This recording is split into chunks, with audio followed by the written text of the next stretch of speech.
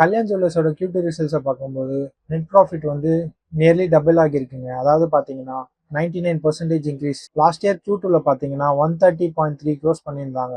இந்த இயர் Q2ல வந்து 260 க்ரோஸ் வந்திருக்கு.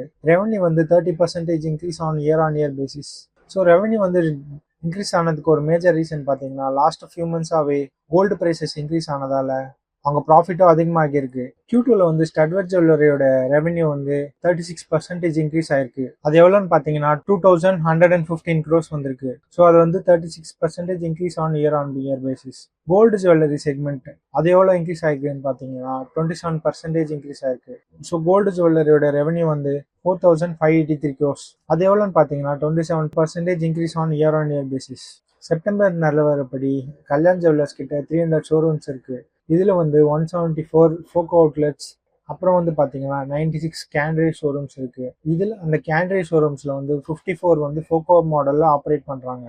இன்டர்நேஷ்னலி பார்க்கும்போது 38 கல்யாண் ஷோரூம்ஸ் இருக்கு. இந்த 38ல வந்து 4 வந்து ஃபோக்கோ மாடல் ஆப்ரேட் பண்றாங்க. அப்புறம் பார்த்தீங்கன்னா 2 ஷோரூம் வந்து யூஎஸ்ஏலையும் வச்சிருக்காங்க. ஸோ இது ஃபோக்கோன்றது என்னன்னு பார்த்தீங்கன்னா franchisee owned and company operated. So இதுபடி பார்க்கும்போது ஃபாஸ்ட்டாக வந்து ஸ்கேல் பண்ண முடியும். கேபிட்டல் ரெக்குயர்மெண்ட்டும் கம்மியாகிறதால கல்யாண் ஜுவல்லர்ஸ் வந்து மோஸ்ட்லி ஃபோக்கோ மாடலில் ஆப்ரேட் பண்ணுவாங்க.